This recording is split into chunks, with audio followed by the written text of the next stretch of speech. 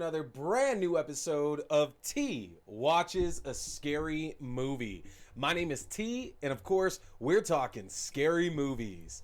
I appreciate everybody tuning in. It's another brand new episode. New episodes go up every Wednesday on YouTube at 8:30 p.m. Mountain Standard Time. That's the one that's got the video attached to it.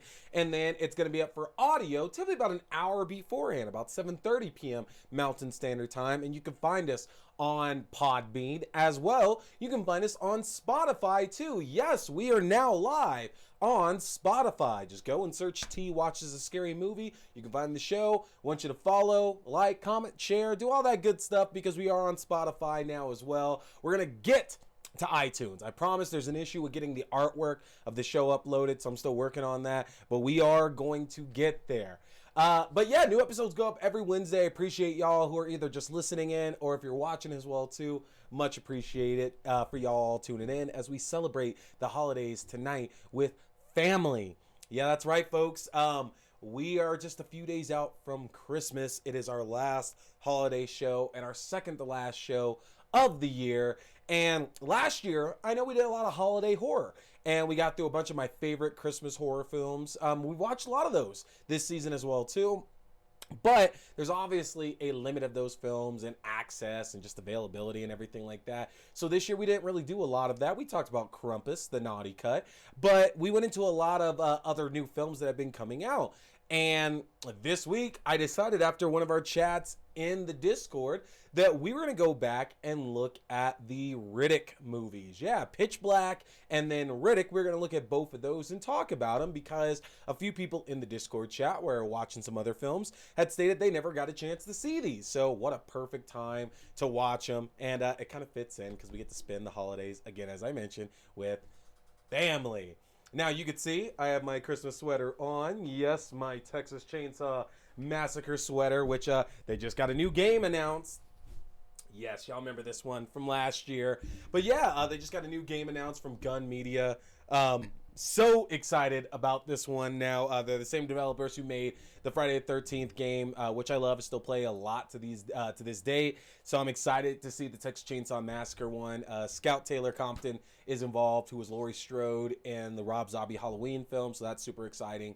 We'll see what happens with that. But last one I'm wearing here of the season there. Middle of Beyond. Y'all do fantastic work with your Christmas horror sweaters and cardigans. Check them out, folks. They are absolutely fantastic. So, we got to cover Dexter New Blood. Yeah, Dexter New Blood. We had another new episode this week here. And boy, did that end on a shocker as well, too.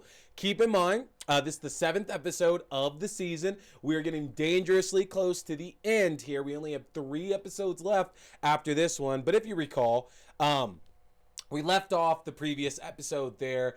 Harrison had his wrestling match. He snapped his opponent's arm. Dexter came after him afterwards, trying to figure out what's going on and everything. But unfortunately, Dexter was interrupted because Angela called him up because they found the body of her sister friend Iris. Iris.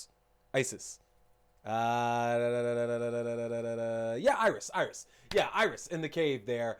And so that's where we kind of pick up directly here in this episode is that Dexter shows up in the cave to help Angela out, trying to find forensic evidence and anything he can find to kind of link Iris's death back to Kurt Caldwell, who is getting very much involved in Dexter and Harrison's life.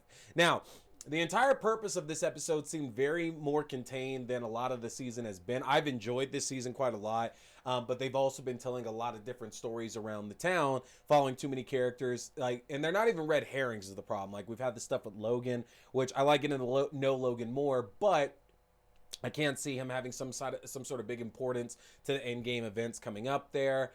We still haven't gotten back to the mayor, which my wife Melissa pointed out that guy's probably not the mayor, the one that had the run-in with Audrey in the first few episodes of the show. They were protesting him, that's just some rich guy. But I swear it was the mayor, though. But either way, we've got a lot of little side stories that haven't really gone off much of anywhere here, especially in the last few episodes. So it was nice to see a more contained episode. And I read some reviews recently saying that that's a problem with Dexter, is that a lot of the original seasons around like episode 7 or 8 is when the show would just be like needed to be more contained, like they were just adding fluff in to make the season longer. I've never felt that way about shows. I like getting long seasons personally because there's always more. There's more to get out of it. And I didn't have an issue with this episode either, honestly. We got a very tense reveal of information from a lot of the parties. We found out that Kurt knows a lot more about everything going on with his son Matt's disappearance than we were led to believe. And it does obviously involve Dexter. Everybody's learning a lot more about Kurt as well, too. We're learning a lot about his background, about what inspired him. And it does seem like Kurt is our only big bad, which again is interesting. It's so interesting because it just seems like it's too easy. And I get it. That's how Dexter seasons work, is that we know who our killer is fairly quickly, with the exception of the first season. The first season was the only one to where it took a little while before we found out Rudy was the ice truck killer. But every other season after that, we find out who our killers are pretty quickly. And so I guess I just feel weird about the fact that we found out about Kurt so quick and stuff. But it's going really well. And I mentioned last week that one of the bigger problems I'm having is that Dexter just doesn't understand how to talk to his son and get all this shit worked out, basically. Like, it's very, very clear that by him not telling his son about his past, this was eventually going to come to a head and cause all these big problems. And it did in this episode, in which, again, the realization finally came to Dexter that he has to reveal absolutely everything to Harrison. That by holding it back, he has not been doing him a favor. Harrison clearly is going through a lot of shit and still dealing with a lot of shit. And if Dexter doesn't get off of his ass and say something and reveal something, this is going to go nuclear with Harrison. I don't want to say more than that because there are some very, very big reveals in this episode, but we are leading towards a very big conclusion with this show. I'm excited to see these last 3 episodes and see the standoff between Kurt and Dexter while everybody else is still in the mix there. So yeah, definitely we're going to check that one out there. Yeah, we're still watching them in the watch parties, y'all. You want to tune in to make sure you're catching your new episodes of Dexter, and it is also obviously on Showtime as well. This is eggnog, by the way. I'm being festive and cheerful because I do like eggnog quite a bit now. All right. So now we get to talk about Riddick. So back in 2000, a relatively unknown Vin Diesel got cast to do this gritty action sci-fi horror film called Pitch Black.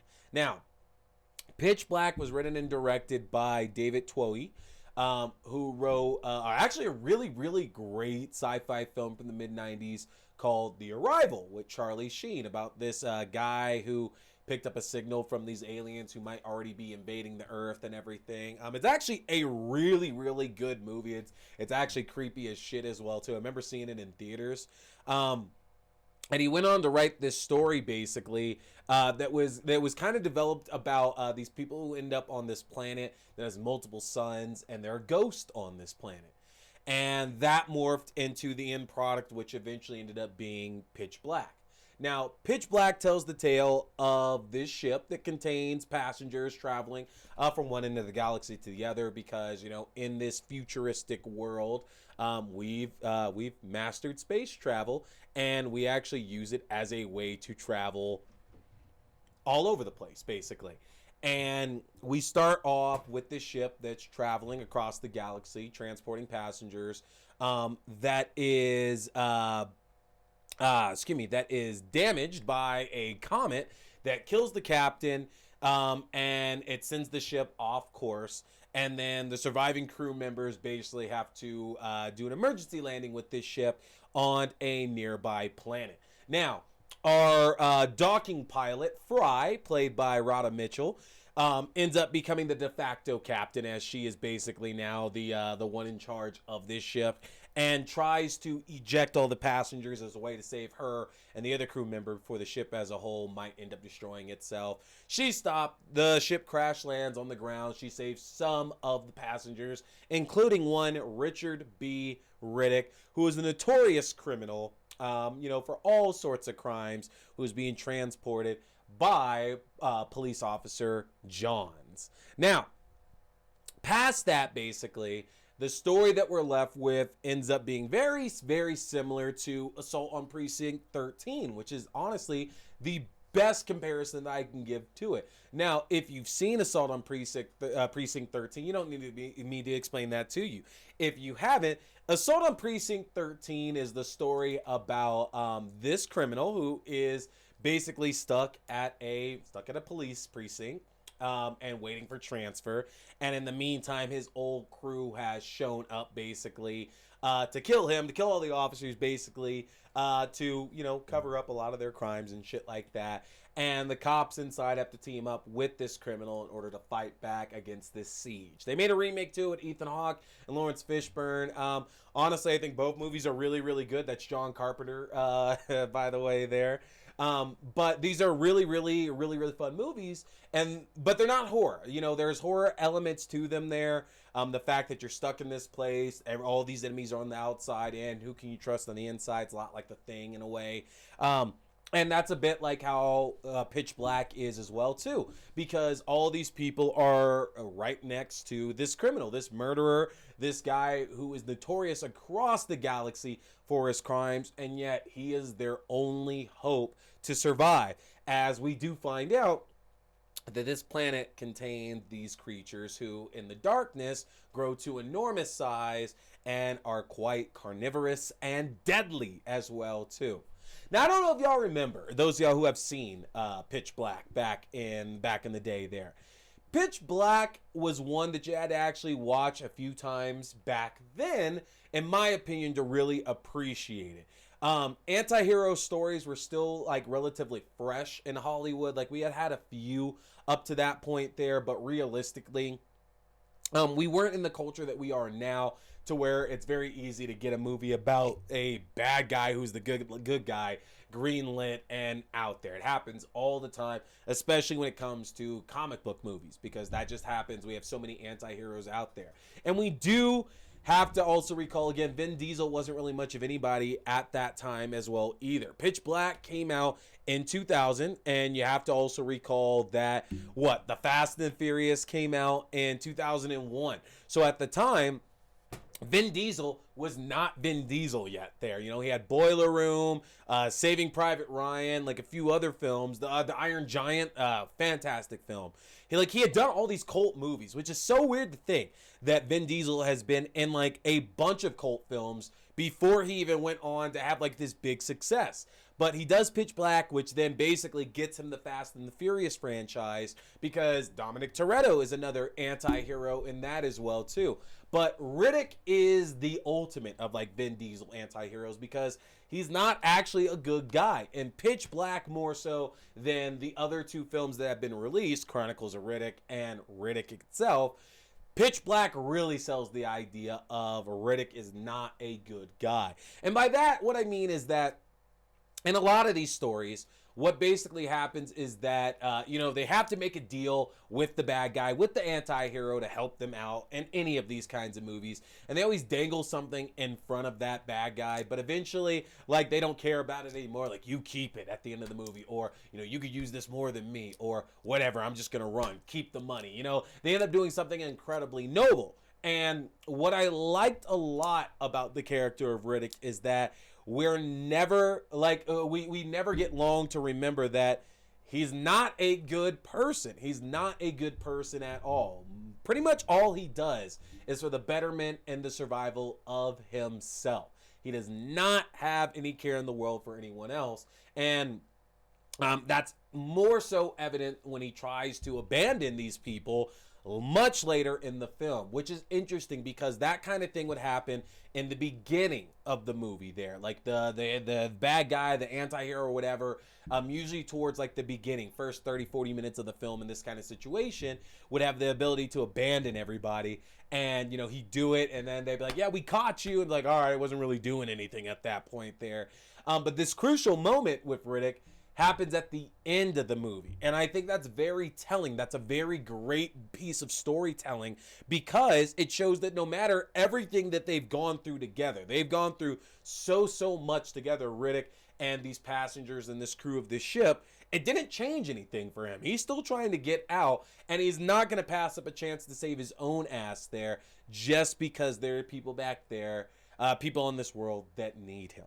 Now, in terms of the monsters themselves, because obviously it's a horror show, we got to talk about the horror of it. I really do enjoy the creatures of Pitch Black. There's always going to be comparisons to xenomorphs from Aliens and things like that, but there is a pretty good comparison to, the alien that was featured in Alien 3, because it's, bipedal and everything like that. It's fast-paced, sharp teeth and everything. But honestly, it's kind of like a mix between like a xenomorph and a hammerhead shark, just by the look and design of their actual skulls and everything. And it's very interesting to see as well, too, that they highlight the idea that light altogether harms these creatures, but it's weird because they can actually still exist in the light. It's just they're super small from what it seems. In the darkness, they grow to enormous sizes, but when they're in the light, they're very small. It's either that or those are babies. Those are two interpretations you can take from the movie. I don't think they're babies, though. I think it's just in the light they're super small. We actually have a really great cast in Pitch Black as well, too, to sell like the, the seriousness or the legitimacy of this film. Keith David from They Live, The Thing, Gargoyles, countless other memorable genre films there, plays a mom who is one of our passengers there on the ship. Claudia Black from Farscape and Stargate SG-1 is one of the passengers on the ship as well, too. You have Cole Hauser, who went on to be a bad guy in Too Fast, Too Furious. Somehow, Cole Hauser didn't end up in the one Vin Diesel list Fast and the Furious movie, because Too Fast, Too Furious is the only Fast and the Furious film that does not feature Vin Diesel. And of course, we have Radha Mitchell as well, too, who is a fantastic actor as well. Just overall, this movie has so many things working for it, and it's interesting because I do feel that the first half of the film is likely what turns a lot of people off, because it is a slow burn to get to these monsters. We spend half of the movie, honestly, kind of focused more on Riddick and the possibility that Riddick is going to kill all these passengers and this crew. It's a very just tense situation. And honestly, I feel that's the better part of the movie, because we actually get sold more on Riddick and how he learns and how he hunts and how he tracks these people who he potentially could end up killing, or he might end up needing to use, honestly. And we get to learn a lot about these passengers as well, too. Specifically, more about Fry, Johns, and Imam. And a little bit about Jack as well, too. All four of our pivotal, name cast and everything. But I love the fact that the first half of the movie doesn't have that much to do with what's coming in the second half with all the monsters and everything as well. It's a great dynamic to basically get two movies in one. And when the monsters do show up, shit hits the fan relatively quickly. And I really enjoyed the fact that we didn't get this idea that Riddick could just handle everything. Because a lot of anti-hero films and a lot of films like this in general, we might be given the idea that there's going to be this one person who's equipped to handle everything that's thrown at them.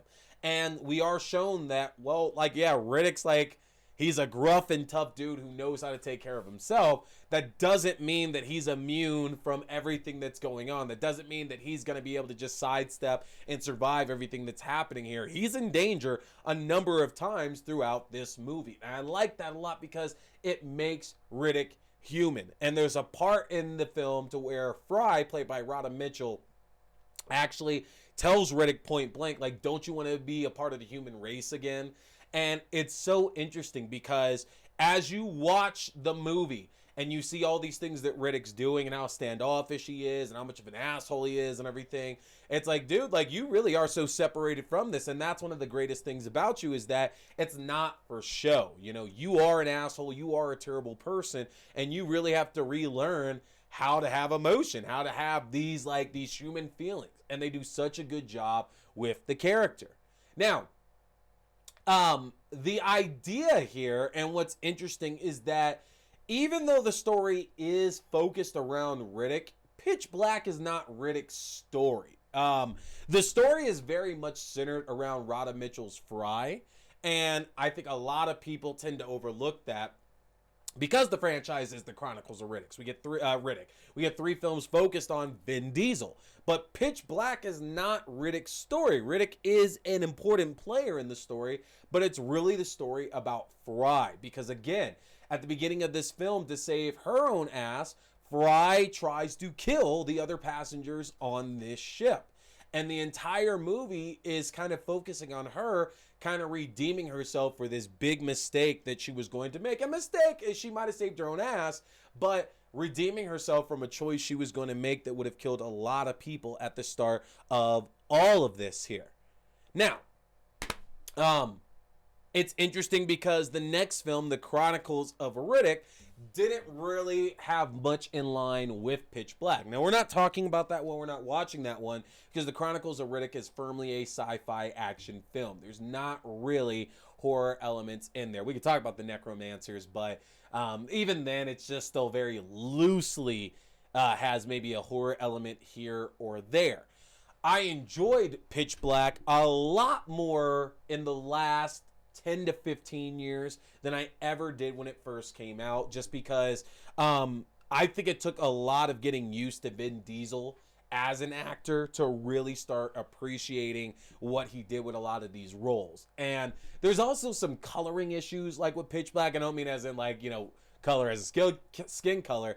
The planet that they're on has three suns, so it's very like when they're in the daylight, it's very washed out, it's very gray, it's very bleak, and that's obviously very much on purpose, you know, to kind of sell the despair of the situation. But again, it just brings back to the fact that I understand how a lot of people don't enjoy the first half of that film, and it is a very it's a very decisive one. I do think that the third film is the one that that's very easy for folks to get into because you know what you're getting into by the time we get to Riddick itself, whereas Pitch Black, you're still kind of working up whether or not you enjoy all of this. But that's a good segue to actually talk more about Riddick, because the third film in the series, brought up here, was made number of years after the Chronicles of Riddick came out. There was a very, very big gap between those two films, mainly because, you know, they wanted to get all the same parties involved with it. And that's a great thing about this series, that David Toye and Vin Diesel have been involved with all three films. Toye wrote all three, he directed all three of them, and Vin Diesel has starred in all three of these films. So Riddick got brought back after a lot of just a lot of fan demand and a lot of interest brought up. Vin Diesel has loved this character and has always wanted to revisit it. And so we actually got to see this third film after a long, long time. And they were promising that this was going to take us back to what Pitch Black was, because the Chronicles of Riddick was very poorly received just because it got away from what people eventually did really enjoy about Pitch Black. And keep in mind, 4-year gap between Pitch Black and Chronicles of Riddick, 9-year gap between Chronicles of Riddick and Riddick itself. So it took a while to get people on board with this. Now, we start off Riddick getting left off to where after the end of the Chronicles of Riddick, I'm going to have to say that name so much there. But after the Chronicles of Riddick, Riddick was left in charge of the necromongers. He killed the bad guy, Cole Meany. No, it wasn't Cole Meany. I forget who it was. But he killed the bad guy at the end of Chronicles of Riddick, and he became the leader of the necromongers. And he doesn't give a shit about the necromongers. He's not obviously a part of their religion. He doesn't care about their crusade or anything like that. He really just wants to get on with his life. He wants to get home. His home is Furia. That's where he's always been trying to get back to. And he's tempted with the idea of being sent there. That basically, by letting his role as Lord Commander, Lord Marshal, whatever it was, go to the next in line, which would be Valko, played by Carl Urban. Yes, that Carl Urban. By letting him take over, basically Riddick would be able to go back home. But the problem is that Riddick is, of course, betrayed by the Necromongers, and he's left to die on this random planet that they arrive on. Now, from there, it kind of turns somewhat into a bit like Pitch Black, where again we're given two separate films here. We spend one film kind of following Riddick on this planet, encountering the dangers of this world, learning about it, kind of making this life for himself on it and getting used to what he thinks is going to be the rest of his life here, there. But what he also knows, though, is that eventually he's got to get off this planet, and he finds a way to send out a distress beacon, which he knows is going to bring mercenaries to find him. He's a wanted criminal still, whether he's the Lord Marshal of the Necromongers or not. There's a high bounty on his head. The moment he activates this beacon, he knows that a lot of people are coming to him. And that's what ends up happening, is that two groups arrive to basically pick up Riddick. One that is there for his head to get the money from his corpse, and the other that's there to get some answers due to a bond from the past, from a connection of Riddick from his past as well. Now, I'm not going to break down any of the other details of the story, but Riddick is again surrounded by a cast of characters here who uplift the story and the material. You know, we have Matt Nable, who has been in a number of other genre pieces out there, who's fantastic. Kati Sackhoff from Battlestar Galactica is in here. Dave Bautista is in this. Bokeem Woodbine is in this as well too. There is Carl Urban, as I said, is back in this one. So Riddick has a great cast, just like Pitch Black had a great cast going for it as well too. And the thing is that Riddick is so evocative of Pitch Black that if you're watching this movie, you need to know what you're getting into by seeing it. That they're going to be on this bleak, isolated, like just gruesome, desolate planet. It's not going to be a lot of vast colors out there. It's going to look washed out just like Pitch Black was. And again, to echo Pitch Black, there are worse things on this planet to be afraid of and to be fearful of than Riddick. A theme that was very much pushed in Pitch Black, that you ain't got to worry about him. There are other things out there to worry about, and Riddick follows that up as well too.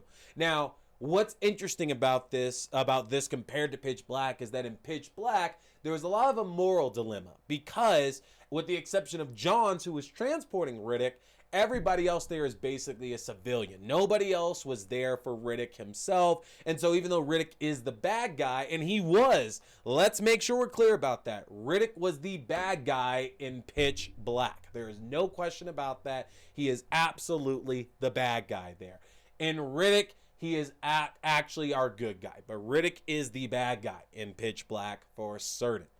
And Riddick, that role has changed over, and now he's surrounded on two sides by not civilians. So at that point, I love the dynamic of the film, because there he can kill anybody, he can get into a fight with anybody, and we don't necessarily have to get upset about it, because at the end of the day, both of these groups are after Riddick's head.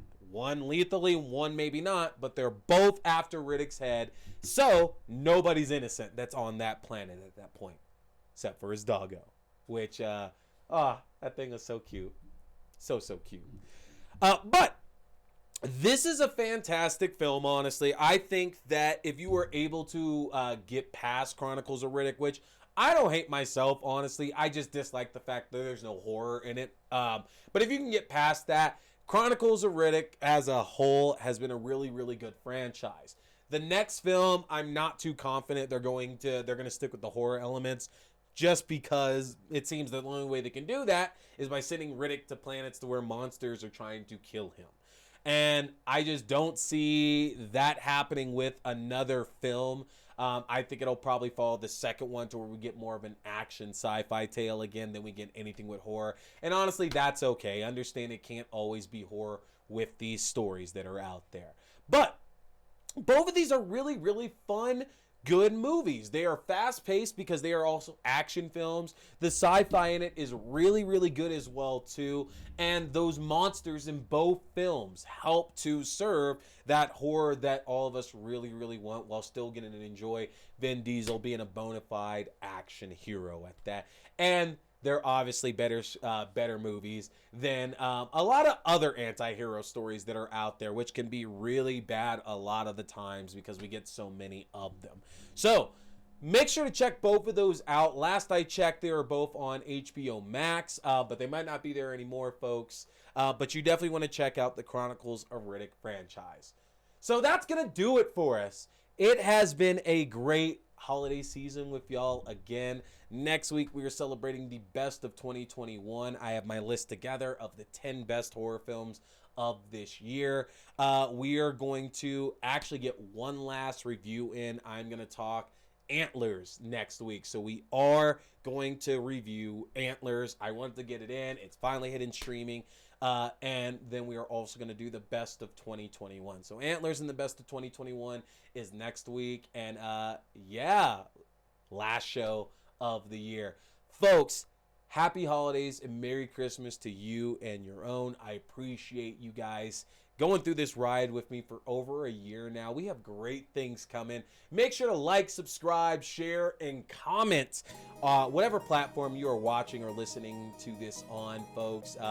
I'm excited for 2022 with you guys. Merry Christmas. Happy holidays. My name is T. We've been talking scary movies. Stay scared.